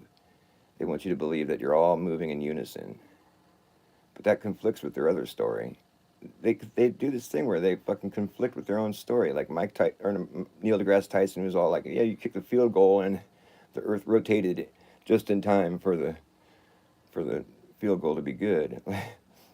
So you can separate from Earth's motion sometimes, but not all the time. Just in instances like where there's a field goal or a pendulum. I mean, that's some pretty shoddy science, and I feel like that should get more attention when people bring that up. I've heard people talking about the Foucault pendulum a lot lately in certain like discords. I'm like, why are people not mentioning the obvious flaw in their logic here? Because it should be consistent. Like, if that's possible to separate from Earth's motion like that, then we should be able to do it in other cases where we're separate, where we would otherwise think that we're separated from the Earth's motion. And obviously, like people that fly and land planes don't have to worry about the Earth's rotation, or they don't build runways that are, you know, based on the east-west rotation or east to west. They're not. That's not a thing they worry about. They fly planes as if they were flying them over a flat and stationary Earth. So this whole thing with the pendulum just seems to be like at odds with all that. Like, how can you claim that you're separating from Earth's motion when it's not possible in any other instance where you would otherwise consider them to be separated from Earth's motion? Like, like we're supposed to think that when you like hover above the Earth, when you hover off the ground in a helicopter, you're actually you're actually in motion at the speed that the Earth is rotating. So like you might think that you're stationary, but you're actually rotating with the Earth. And so like, and there's no way to get out of that, I guess, is what we're supposed to think. You can't put the brakes on or something. You're just gonna, and so therefore you stay in the same location with Earth underneath you. I mean, that's really what we're supposed to believe. Is that like it might look like you're just hovering in one place, but you're actually in motion with the Earth while you're rotating, and orbiting the sun or whatever. But it just looks like you're just, or you're just hovering above the Earth. It's just stationary or non-rotating, to be specific. To be specific about this shit. I mean, the whole idea of the heliocentric model is based on sky observations and not necessarily Earth measurements.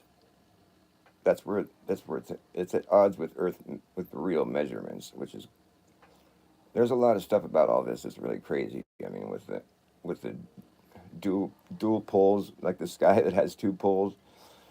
That's something I'm still trying to wrap my mind around. But it's like all the same.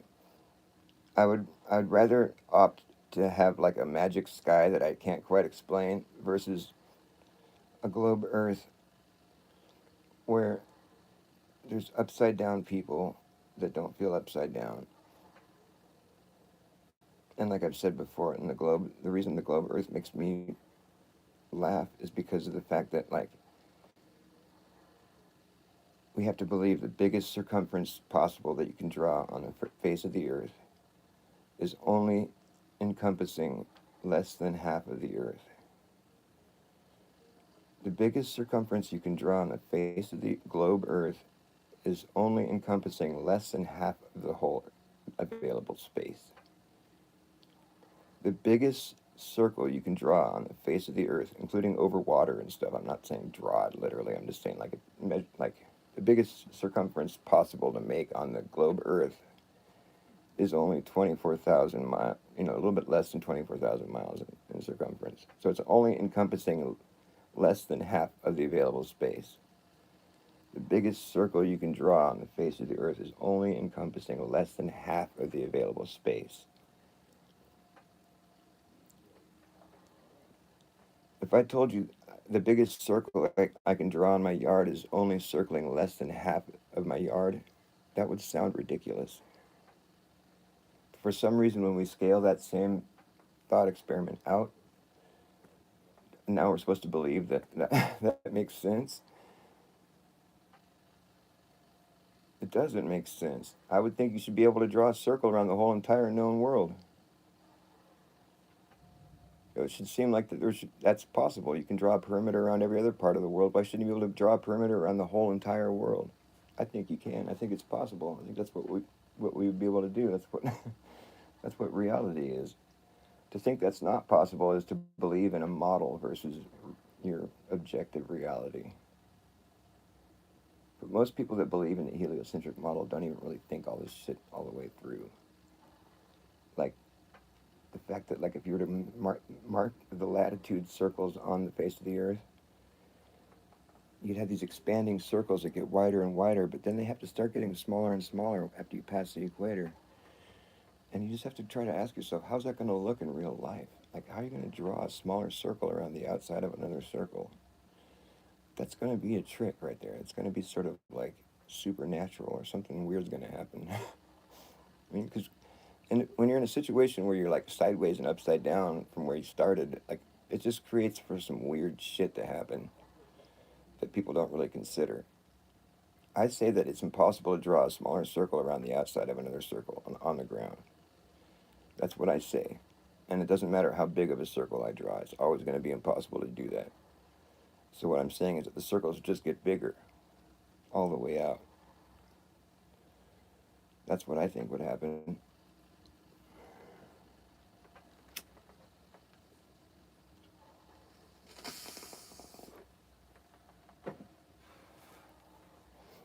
That seems to make sense.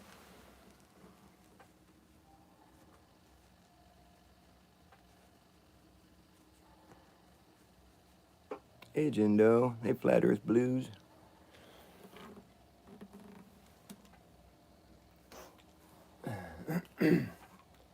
It's like I make the example of, like, if you were to just have a piece of property and then you just start adding to it.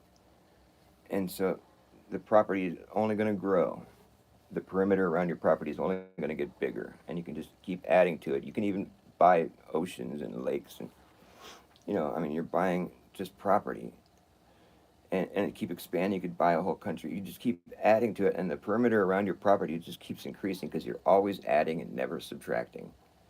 So it can only increase.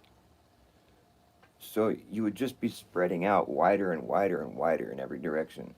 The perimeter around your property could only increase. You would never see that number shrink. It could only increase all the way out. That's what logic dictates. If you're always adding, never subtracting, how's that perimeter ever going to do anything but increase? Like, people don't understand the relevance of what I'm saying. What I'm saying is that, like, we're supposed to believe that the biggest circumference you can draw on Earth is only circling half the Earth. Then the circles have to start getting smaller somehow, because you're just circling the area that you haven't acquired yet or something. It's just upside down. I think that if you kept moving out, you just have more and more property. There'd be more and more, a bigger and bigger perimeter all the way out.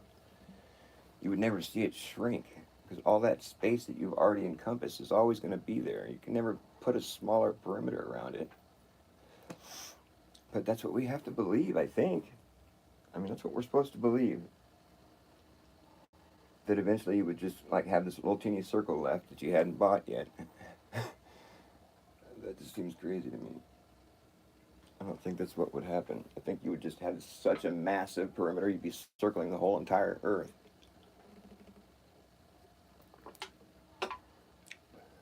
That really is just like the difference between the flat Earth and globe Earth models is that like we have to think that a outward expanding, like a perimeter that's radiating outwards, is eventually going to close back up around a different center location somewhere else. But that's just so crazy. I mean, that's not really what we should think would happen, just based on what we see in the sky. That just seems crazy. Although I do understand the globe model has been very diligently put together. I've been tripping on the analemma lately, and the ephemeral, the moon's figure eight. It's like it's a figure eight from wherever, but it's like location dependent or whatever. Like it's a different wherever you're standing, you're going to get a different version of the analemma or ephemeral, which is the sun's path or the moon's path over the course of a year. It makes a figure eight, and the big loop is always going to be in the opposite hemisphere. Like there's if you're in the north and you're looking making an analemma for the course of the year, you're going to see the bigger loop in the south. But if you're in the south making an analemma, you're going to see the bigger loop in the north. So I don't know what that's all about. That really trips me out. I've been thinking about that for a while. It's like, so that means that it is pretty much whatever happens in the north happens in the south. It seems to kind of confirm that to me. But then when you're at the equator, it's like a perfect infinity symbol, where it's both loops are about the same. The equinox right at the equator. Pretty trippy, man. It's really cool. And they claim that the sunspots observations are because you see sunspots and we see them rotate. They look like they're rotating around the sun. You know, the sphere of the sun. You can see them. You know, moving. But then they say, well, maybe it's not the sunspots that are in motion, but it's us. And that's where they start to tie all these observations together. You know, it's like, I mean, it's pretty wild. You got to admit, it would be pretty fun, like having discovered all these observations and put it together and come up with this idea that you're on a ball. That would be pretty fun, like coming to that. But it's like, but I don't know. You'd also have to be like, you'd have to come to terms with the fact that you're not proving it by just seeing it in the sky. Those are just calculations. They're not measurements. It's like you can use those observations to deduce that maybe the Earth is a ball, but then you're going to have to go ahead and measure that curvature and like, and now it's going to be a ball that's spinning and orbiting in the sense. It gets pretty crazy, man. It's like a ball that's simultaneously appearing to be perfectly stationary and undisturbed by all that motion. It's pretty wild, dude. That's going to be a tough story to get people to latch onto. They're basically going to have to go to space in a spaceship and show everybody on TV that the Earth is a ball. That's the only way you're going to pull that off. I'm surprised they had everybody going before they even went up there. I guess. I mean, I don't know. I wasn't there, but I mean, Dave Weiss claimed that they were teaching flat Earth in schools, like in the 1900s, in the early 1900s. I don't know though. That's crazy. But then they changed it to show the Earth being a ball. Like that's what that lady said that he interviewed. She's like, yeah. Then they started saying it was a ball later, and that'd be so crazy to have that experience in school where they teach you the Earth is flat, and later they change it. Oh no, Earth is a ball actually. Oh, that'd be so weird. I think that would be fucked up.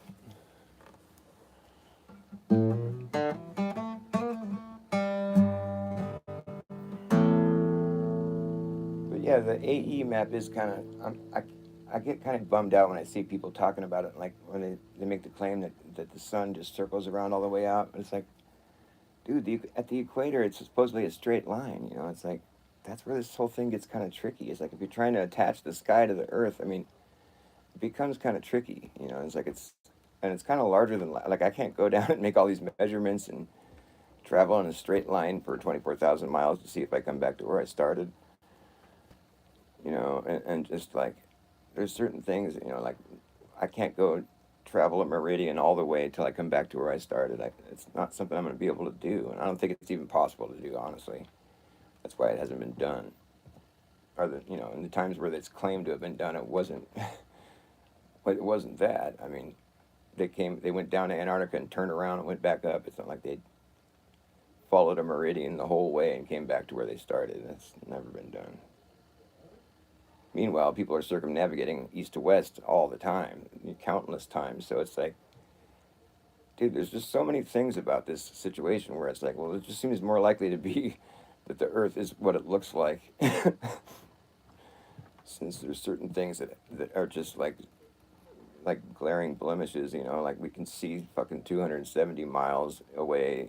Something that should be like a fucking mile, half mile below the curvature of the Earth, and we can like shine a laser for 40 miles above a frozen lake and see that it's perfectly parallel with the fucking Earth the whole way. There's not a not even a speck of change. They hit their target.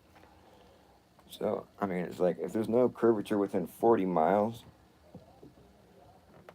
uh, well then you can't really make an argument that there's curvature. Because where did it go for those 40 miles? It's supposed to be a consistent curvature. That's what a ball is. And that's just crazy. We're supposed to think there's a consistent curvature going underneath all these mountains and valleys and all this shit. I mean, it's like, really? I mean, it's just, it's like kind of like that's like your opinion, man. It's like kind of like your opinion, bro. Well, yeah, obviously the Earth. We don't even have to like. It just seems like something we shouldn't even have to say. It's like, well, obviously the Earth is flat. I mean, that's how we interact with it. I mean, it's kind of silly to say anything else. But it's just, it's not something that needs to be debated. It's like what needs to be debated is if you're going to say something that's not, you know, consistent with our objective reality. If you want to say something other than that, then that's what's up for debate. But we've got the script flipped on us. We're debating flat Earth. It's like, well, that's not what. That's our objective reality. That's not up for debate. We should be debating the model that's been proposed. Because I don't think it's really reflecting reality. I'm claiming reality. I'm not, which is flat Earth. But prove the Earth is flat. No, I mean that's what the Earth is doing. It's busy doing that for you. You have to prove that it's not that, and you can't because it is that. It's such a silly thing to debate, really.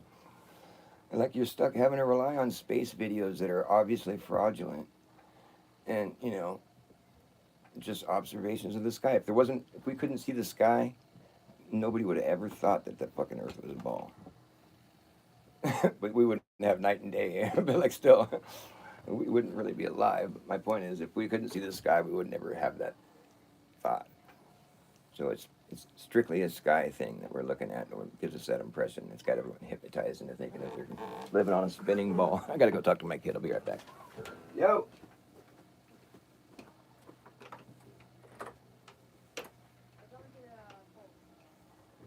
Oh, where's that? Oh, you're going down there? Cool.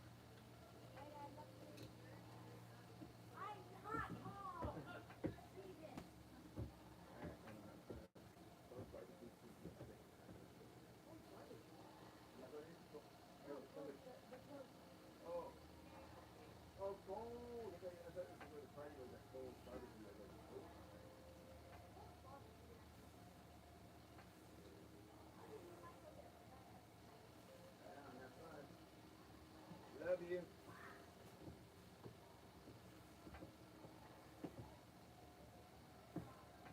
Love you, baby.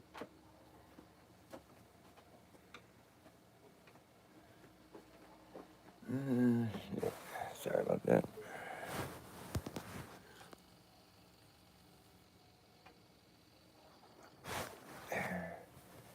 But it is weird. I think we might live on a dual polar. We have like a dual polar, whatever, bipolar, however it's described.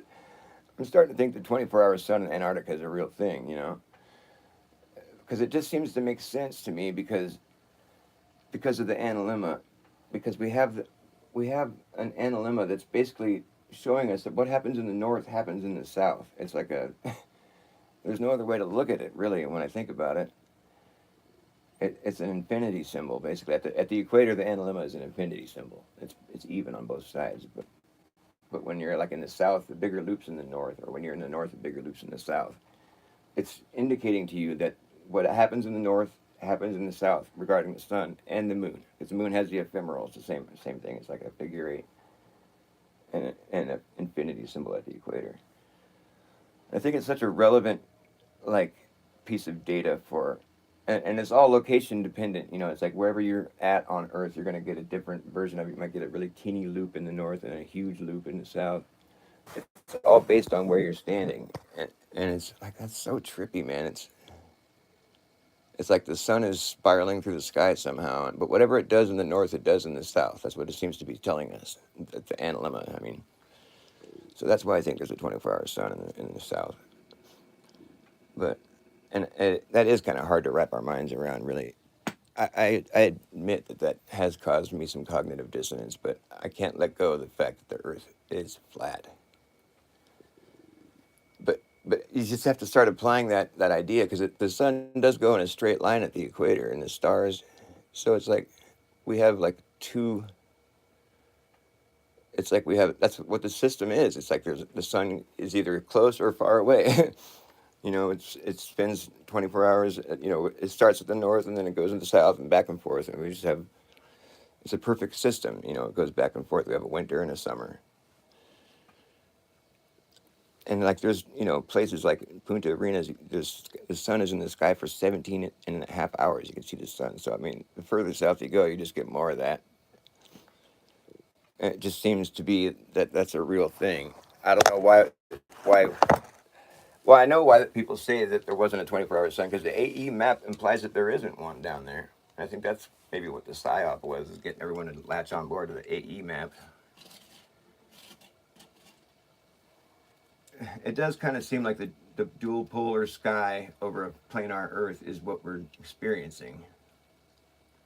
I just haven't explored the Earth to know for sure.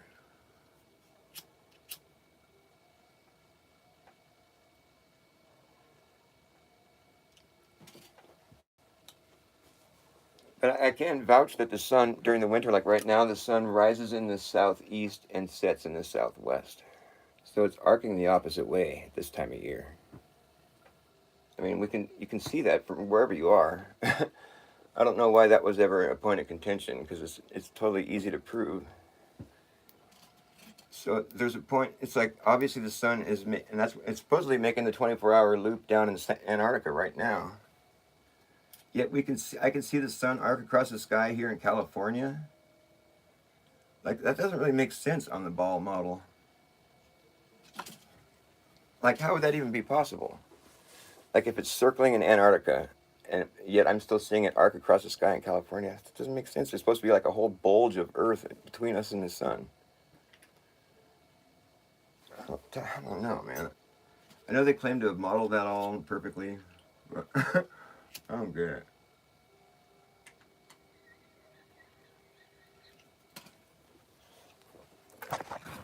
They would like to think they have everything all figured out. But there's a reason why they're faking space. I think Jeranism was just a big phony.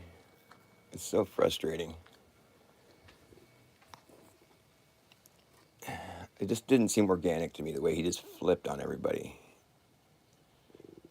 He just went so starkly the opposite direction where it's like, wait a minute, you know, a lot of the stuff he's saying now, he knows that we have answers to.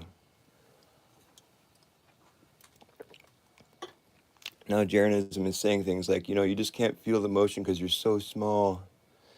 It's like you didn't just now realize that, dude. Just come on. Yeah, I think there is something supernatural about it. I think it might be something that you can't really ever truly figure out. But then again, I mean, it's like I was saying, I think it's like an expand. The Earth is an expanse. Like it just gets wider the further, you know. Like if you were to just start anywhere and like start spreading out evenly in every direction, it just expands wider and wider. I love you, baby. And so therefore, I think you would reach a point where you can't spread out anymore. I think there's like just that's what Antarctica is or whatever. There's like an ice a realm, part of the realm where it's like nobody goes beyond that because it's not livable conditions. And it seems like Antarctica perfectly matches that description. And with all the countries like you know banding together to like have a treaty that's never been breached, where countries that are supposedly at war are like holding hands all happily out here in Antarctica. What they're doing is regarding the perimeter. That's what it seems like to me. It's like I don't think you would get worldwide participation with like all the world leaders on something like where it's like we're gonna go like keep everybody out of Antarctica so we can take ice core samples and fucking study the ice. And I don't think you'd get worldwide participation. I don't think you would have like all the nations you know over something like that. That just seems weird to me.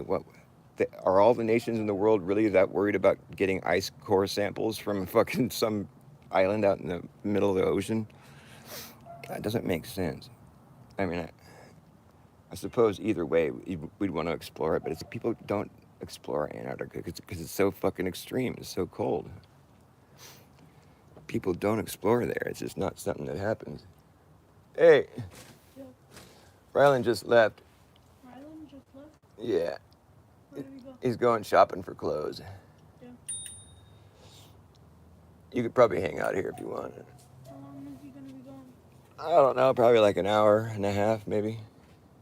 I'm just guessing, though.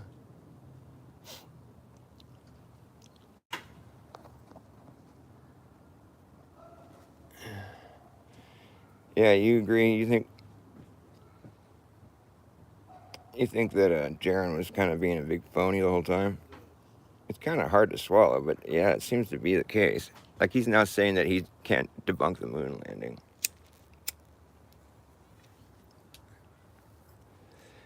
That's pretty serious. I mean, he's obviously like not the same person he was. He was like NASA's biggest critic.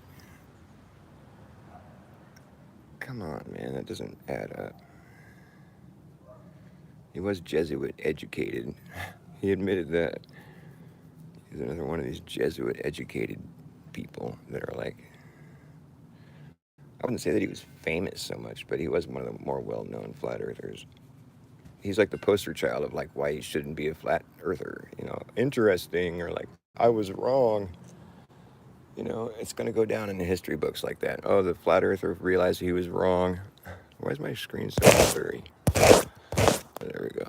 I don't know if anybody's still here. I'm gonna play a couple songs.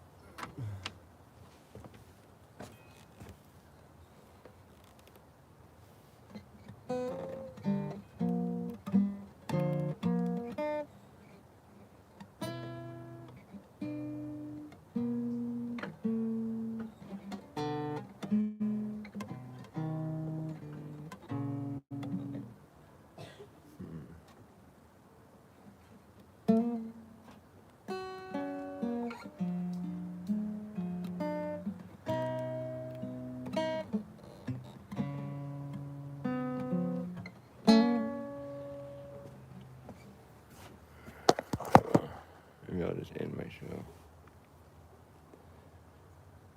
I don't know if anybody's in there, but did you see that? That what's it called? Oh, I can think of the name. Grok. Grok is now saying that. Right on, cool. You're still here. It says 0 on my screen. Grok is saying that Charlie Hunter's assassination is a staged event, which is what we all thought. I mean, anybody that was paying close attention to that realized right away that it didn't look like how they were explaining it, at least. Like, that's not the type of weapon that was used, and like but Grok gave a full analysis of it, like went into specifics, like the way the blood came out wasn't pulsing like the way it should, and it wasn't like the splatter that it didn't the signatures didn't match, and the audio doesn't it wasn't like from a rifle. It was more like the sound of like a pneumatic like stage equipment. Like, and that's what Grok said. Like, someone asked Grok to do like a fucking unbiased, objective review of all the available video and audio from Charlie Kirk's assassination, and like don't refer to the news. Basically, don't give us any of the narrative. And so it just broke down. I was pretty impressed. This is actually a really good use of AI in my opinion, because it gave a full-on comprehensive like breakdown of every part of the whole, all the visuals and the audio, and gave specific explanations as to why it was staged, that as to why it wasn't what they said it was. Like, it wasn't a neck wound. It was like, it described in complete detail how it had to have been like a blood packet of sorts that was punctured. And there was like some pneumatic noise or something that there was explaining the noise that was heard too. It was like there was no muzzle blast, there was no echo. I mean, it was like it wasn't a sniper rifle. Basically, is what Grok said, and it was like more of like a staged. The whole thing was staged, is what Grok says. The evidence that's there. Yeah, so it's like, so here's the thing. Now that that's out, like I saw that Jimmy Dore talking about that. He's got like millions of subs, or at least a million, or maybe a couple million. And so he's pretty much borderline like mainstream. And so Candace Owens is going to have to address this now, because she's been arguing this. It's been this big made for TV drama, between Candace and Erica now. And it's like so cheesy, but the whole thing is all still, it's still based on the premise that Charlie Kirk really was killed. And it doesn't. I'm not convinced that's what happened. In fact, I think that's not what happened. And that's the whole thing with Candace. It's like she's seeming like she's doing the right thing by like investigating further on this whole thing that's like totally sus. But she's never really touching on the possibility that perhaps he faked his death and like the whole thing is staged. She hasn't ventured into that really very much. I mean, she did a little bit, but she didn't really humor the idea. But now she's going to have to address it. And if she doesn't, then she's cooked. So this is getting down to it's getting down to the shit right now, because it's like if this at this point if Candace Owens doesn't address the fact that Grok says it's a staged event based on and did a full on comprehensive analysis of why that's the case, and like basically explained how it couldn't be anything but a staged event.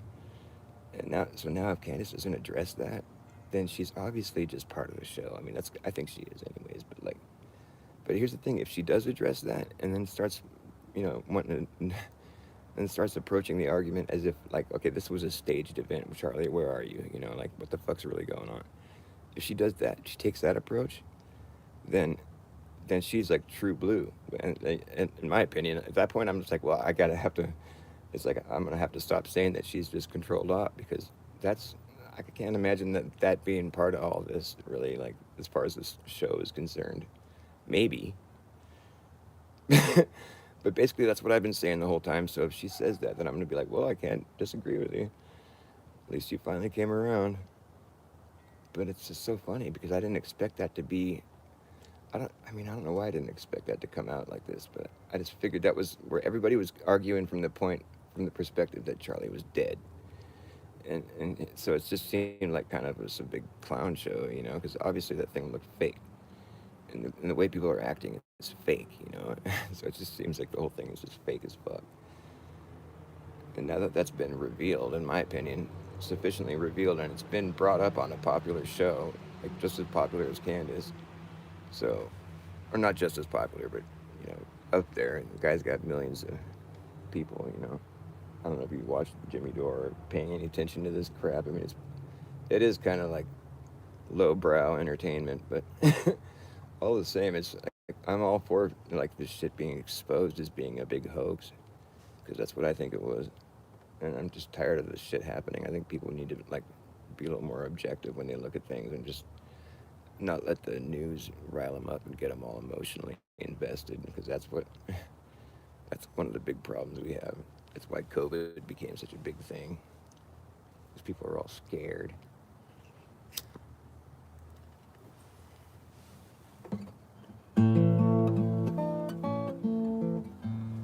I can't think of anything to play. I'm kind of spent. Yeah, so you're following me on that?